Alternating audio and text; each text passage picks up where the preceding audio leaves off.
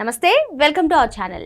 వ్యక్తిత్వ హననానికి పాల్పడ్డారు, తలబడ్డాడు, నిలబడ్డాడు. ఎక్కడైతే ఓడిపోయానో అక్కడే గెలిచి చూపిస్తాను అంటూ నిరూపించుకున్నాడు. మరి నేడు జాతీయ పార్టీ వర్కింగ్ ప్రెసిడెంట్గా పేరొందినటువంటి నారా లోకేష్ గారి చరిత్రని ఏ విధంగా చూడాలి తెలుసుకునే ప్రయత్నం చేద్దాం. దీన్ని విశ్లేషించేందుకు మనతో పాటుగా ఉన్నారు సీనియర్ జర్నలిస్ట్ దుర్గకుమార్ గారు. నమస్తే సార్. నమస్తే శ్రావణి, మన వీక్షకులకు కూడా. నారా లోకేష్ గారు ఈరోజు జాతీయ స్థాయిలో పార్టీ వర్కింగ్ ప్రెసిడెంట్గా నియమితులయ్యారు. మరి ఆయన రాజకీయ చరిత్రను కానివ్వండి, మరి ఎన్నో అవమానాలు అవహేళనలు చేసినా సరే ఆయన తలబడ్డాడు, నిలబడ్డాడు. నేను ఎక్కడైతే ఓడిపోయానో అక్కడే గెలిచి చూపిస్తానంటూ చూపించారు. మరి పార్టీని మొత్తం కూడా ఒంటి చేత్తో నడుపుతున్నాడు నేడు అని చెప్పి చాలామంది చెప్తున్నారు సార్. మరి ఇప్పుడు ఆ పార్టీకే వర్కింగ్ ప్రెసిడెంట్గా లోకేష్ గారు నియమితులు అవ్వడం, అసలు ఆ రాజకీయ ప్రస్థానాన్ని ఎలా చూడాలంటారు?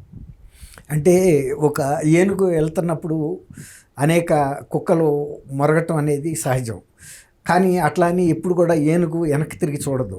అట్లాగే ఒక శక్తి కలిగిన వ్యక్తి, ఒక స్థాయి కలిగిన వ్యక్తి, ఒక చైతన్యవంతమైన వ్యక్తి, ఒక ప్రగతిశీల భావాలు కలిగిన వ్యక్తి వెళ్తున్నప్పుడు ఆయన రాజకీయాల్లో షైన్ అవుతాడు అని తెలిసిన ఎవరైనా కూడా నైతిక బలాన్ని దెబ్బతీయటానికి మీరు చెప్పినట్టుగానే అనేక రకాల కుయుక్తులు పన్నుతారు. వ్యక్తిత్వ హననానికి పాల్పడతారు, బాడీ షేమింగ్ చేస్తారు, వాళ్ళ నైతిక బలాన్ని దెబ్బ కొడటానికి చూస్తారు. ఇవన్నీ కూడా జరుగుతాయి. కానీ నిజమైన శక్తి కలిగిన నాయకుడు వీటన్నిటినీ లెక్క చేయడు అనే అంశం లోకేష్ గారి విషయంలో రుజువైంది. అది కూడా కాకలు తీరిన వయసు కాదు అయింది. ఆయనది కూడా చాలా చిన్న వయసే. కానీ అనుభవ రీత్యా చాలా సంపాదించాడు. ఎట్లా అంటే తాత ఎన్టీ రామారావు గారు, తండ్రి చంద్రబాబు నాయుడు గారి పనితీరుని, వాళ్ళు పడ్డ కష్టాన్ని ఈ పార్టీని నిలపటంలో, స్థాపించడంలో, ముందుకు తీసుకెళ్లటంలో వాళ్ళు చూపినటువంటి చిత్తశుద్ధి, అంకితభావం, మెళుకువలు, లౌక్యం, ఇవన్నీ కూడా ఆయన పుణికి పుచ్చుకున్నాడు. దాంతో ఇవాళ ఆయన ఇప్పుడు పార్టీ స్థాయి అప్పటికన్నా కూడా చాలా విస్తృతపడింది. ఒక రకంగా నేషనల్ ఫ్రంట్లో రామారావు గారి టైంలోనే తెలుగుదేశం భారత జాతీయ స్థాయిలో 2వ స్థానంలో ఉంది అప్పుడు కూడా. అట్లాగే అది కొనసాగి ఇప్పటికి కూడా భారతదేశంలో కూటమి ప్రభుత్వంలో, బీజేపీ కూటమి ప్రభుత్వంలో 2వ అతి ప్రధాన పార్టీగా తెలుగుదేశం విరాజిల్లుతుంది.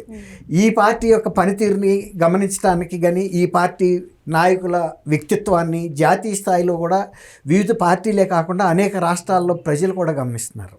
అంటే రేపు రాబోయే రోజుల్లో ఇంత ప్రాధాన్యత కలిగిన పార్టీ నాయకుల యొక్క భావాలు జాతీయ విధానాల మీద ఎలా ఉన్నాయి, జాతీయ రాజకీయాల మీద వాళ్ళ ప్రభావం ఎలా ఉందని చూస్తున్నారు. ప్రధానమంత్రి స్వయంగా మోదీ గారు లోకేష్ గారిని ఆహ్వానించి ఆయనతో ఒక 3-4 గంటలు వ్యక్తిగతంగా గడపాలని కోరుకున్నాడంటే ఆయనలో ఒక ప్రత్యేకతని, ఒక అయస్కాంత శక్తిని, ఆకర్షణని ఆయన గమనించబట్టే ఆహ్వానించాడు. ఎందుకంటే ఈయన ఒక యువనేత. ఇతనిలో మోడీ గారు ఇప్పుడు కూడా నాకు అన్నీ తెలుసు, ఇక నేను ఎవరితో మాట్లాడాల్సిన అవసరం లేదనుకోడు. ఆయన ప్రతి రాష్ట్రంలోనూ, ప్రతి పార్టీలోనూ, ప్రతి నాయకుడిలోనూ ఉన్న మంచి గుణాలు ఏంటి అన్నీ కూడా గమనిస్తాడు. అందువల్ల ఆయన వ్యక్తిగతంగా ఆహ్వానించి తనతో ఇంటరాక్ట్ అవ్వటం ద్వారా ఈ కాలపు నాయకుల్లో ఎలాంటి లక్షణాలు ఉన్నాయి, అందులో లోకేష్ వ్యక్తిత్వం ఏంటని చూడటానికి. ఇంకొక అవకాశం ఏంటంటే లోకేష్ గారికి కూడా ఇంకొక అవకాశం ఇచ్చాడు. మోడీ గారిని కూడా అతి దగ్గరగా అనేక సున్నితమైన అంశాల మీద, ఆయన పనితీరు మీద, ఆయన వ్యక్తిత్వాన్ని దగ్గరగా చూడటం ద్వారా ఆయన స్ఫూర్తి పొందే అవకాశం కూడా ఇచ్చాడు. అది అతి కొద్ది మందికే ఉంటుంది ఒక దూరదృష్టి అనేది. ఇప్పుడు ఒక పెద్ద నాయకుల తరం అనేది గడిచిపోతున్న కొద్దీ వాళ్ళు కనుమరుగవుతారు. కానీ వాళ్ళల్లో ఉన్న వ్యక్తిత్వ విశిష్టతలు నెక్స్ట్ తరాలు పట్టుకోవాలి అంటే వీళ్ళని దగ్గరికి తీసినప్పుడు మాత్రమే వాళ్ళకు కూడా ఒక అవకాశం, దగ్గరగా చూసే అవకాశం వస్తుంది. అట్లాగే నెహ్రూ గారు కూడా వాజ్పేయిని చాలా చిన్న వయసులోనే గుర్తించాడు. ఒకనాటికి ఈయన భారత ప్రధాని అవుతాడని కూడా ఆయన ఆ రోజు చెప్పాడు, ఫస్ట్ టైం ఎంపీగా అయినప్పుడే. అంటే అట్లా ఒక వజ్రాన్ని ముడి పదార్థంగా ఉన్నప్పుడే గుర్తించడం అనేది చాలా గొప్ప విషయం. తర్వాత మొన్న 2019-24లో తెలుగుదేశం కార్యకర్తలకు కానీ, తెలుగుదేశానికి కానీ చాలా క్లిష్ట పరిస్థితులు. అంటే ఒక మంచి ప్రభుత్వం, ఒక మంచి పార్టీ పాలన చేస్తే ప్రతిపక్షాలకు ఇబ్బంది ఉండదు, ఒక పద్ధతిగా వెళ్తాయి. కానీ ఒక రాక్షస పాలన చూశారు, ప్రజలు కూడా చూశారు, ప్రతిపక్షాలు కూడా చూసినాయి. దీని నుంచి ఎవరు బయటేస్తారా అని ప్రజలందరూ ఎదురు చూశారు. చాలా కాలం దాదాపు ఒక 3 సంవత్సరాల పాటు కూడా ఎవరిని దమ్మెత్తనులా ఎవరు కూడా ఆయన్ని ఎదురు తిరిగి జగన్మోహన్ రెడ్డిని ముఖాముఖి ఎదుర్కోలేకపోయారు. అప్పుడు లోకేష్ గారు ఆఖరికి చంద్రబాబు నాయుడు గారిని అరెస్ట్ చేసే వరకు కూడా వెళ్ళింది కదా 6 నెలల ముందుకి. లోకేష్ గారు ఇవ్వగలం అనే ఒక ప్రోగ్రాం తీసుకుని తను పాదయాత్రలాగా లేకపోతే ఒక రథంలో బయలుదేరితే అసలు అడుగడుగున ఆయన్ని అటకాయించారు, కేసులు పెట్టారు, భౌతిక దాడులు చేశారు, ఆఖరికి పోలీసులు కూడా తోసేశారు.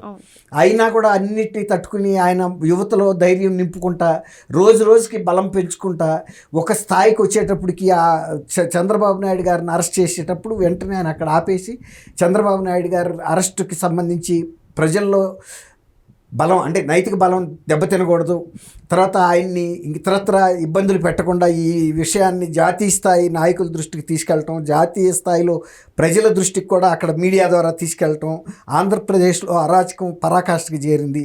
ఆఖరికి చంద్రబాబు నాయుడు గారిని కూడా అకారణంగా అరెస్ట్ చేసి బెయిల్ కూడా రానివ్వకుండా చాలా అంటే బేసిక్ కనీస వస్తువులు కూడా ఇవ్వకుండా జైళ్ళలో పెట్టిలా పెడుతున్నారని ఆయన జాతీయ స్థాయిలో ఆ రోజున చేసిన ఆందోళన, ఆ రోజున ఆయన వ్యక్తిత్వం అనేది జాతీయ స్థాయిలో కూడా ప్రజలకు కూడా అర్థమైంది. ఇవాళ ఆయన ఒక జాతీయ స్థాయి ప్రధాన కార్యదర్శిగా ఉన్నారు, కానీ ఇప్పుడు వర్కింగ్ ప్రెసిడెంట్గా కూడా ఉండటం వల్ల ఏమవుతుందంటే రాష్ట్రంలో పార్టీ పటిష్టతకి ఆయన తీసుకోవాల్సిన చర్యలతో పాటు జాతీయ స్థాయిలో కూడా, ఎందుకంటే తెలుగుదేశం అనేది దాదాపు 35 ఏళ్ల క్రితం నుంచే దాదాపు 40 ఏళ్ల క్రితం నుంచి కూడా జాతీయ స్థాయి రాజకీయాలను ప్రభావితం చేస్తుంది. కాబట్టి ఇది ఒక ప్రాంతీయ పార్టీగా ఆంధ్రప్రదేశ్లో కొనసాగుతున్నా కూడా జాతీయ స్థాయిలో కూడా తన బాధ్యతని నెరవేర్చాలి. కాబట్టి ఆయన దృష్టి ఇంకా కొంత ఎక్కువగా అక్కడ పెట్టడానికి, తర్వాత జాతీయ స్థాయి నాయకులతో ఇంటరాక్షన్ అవడానికి కూడా మంచి అవకాశం. తర్వాత ఆయనకు ఇంకోటి ఏంటంటే అన్నిటికన్నా మించిన పెద్ద బాధ్యత సంక్షేమం, కార్యకర్తల సంక్షేమం. అసలు ఎక్కువ బాధ్యత ఆయన తీసుకునేది అది. ఎందుకంటే ఏ పార్టీకి లేనంత సంఖ్యాబలం, సభ్యుల సంఖ్య విస్తృతంగా. ఒక జాతీయ పార్టీకి ఎంతమంది సభ్యులు ఉంటారో తెలుగుదేశంకి అంతమంది సభ్యులు ఉన్నారు. కాబట్టి వాళ్ళకి సంబంధించిన కుటుంబాలకు సంబంధించిన సంక్షేమం కానీ ఇవన్నీ కూడా ఈ ఇన్ని బాధ్యతల మధ్యలో అది కూడా చేస్తున్నాడు ఆయన. ఎక్కువ టైం కేటాయించేది కూడా ఆయన దానికే, కార్యకర్తల సంక్షేమమే మెయిన్గా చూస్తున్నారు. ఇప్పుడు జాతీయ స్థాయిలో ఉన్నా కూడా ఇది కూడా ఆ బాధ్యతను ఆయన వదలకుండా అట్టిపెట్టుకున్నాడు తన దగ్గరే. ఎందుకంటే ముందు పార్టీ రాష్ట్ర స్థాయిలో బలంగా ఉన్నప్పుడే మనం జాతీయ స్థాయిలో ఏదైనా చేయగలుగుతాం. కాబట్టి ఎప్పుడు కూడా మన యొక్క పునాదులని చెక్కు చెదరకుండా చూసుకునే నాయకుడే ఎంతకైనా ఎదగలుగుతాడు. కుతుబ్ మినార్ అంత హైట్కి ఎదగాలి అంటే మన పునాదులు అంత పటిష్టంగా ఉండాలి.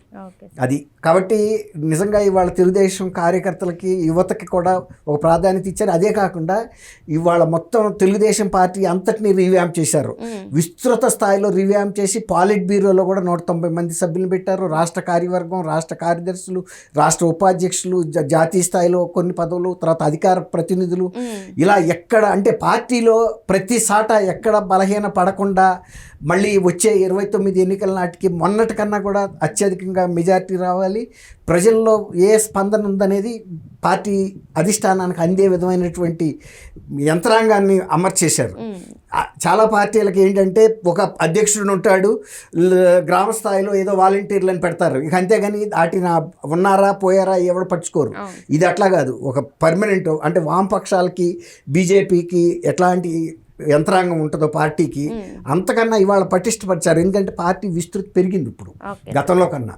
గతంలో ఇంతమంది అక్కర్లా, ఇప్పుడు సభ్యుల సంఖ్య ఎలా పెరిగిందో, బాధ్యతలు ఎలా పెరిగినాయో దానికి తగ్గ స్థాయిలో పార్టీలో కూడా పోస్టులు పెంచారు. తర్వాత నామినేటెడ్ పోస్టులు ఇవ్వని వాళ్ళందరికీ కూడా పార్టీలో కూడా తగినంత గౌరవం, గుర్తింపు లభించే విధంగా చూశారు ఇవాళ. దాంతో ఇవాళ తెలుగుదేశం పార్టీలో గత కొంతకాలంగా ఉన్న కొద్ది స్తబ్దత కూడా తొలగిపోయింది ఇవాళ దీంతో. ఓకే సార్, మరో అంశంతో మళ్ళీ కలుద్దాం. Thank you sir. Thank you అమ్మ శ్రావణి, మన వీక్షకులకు.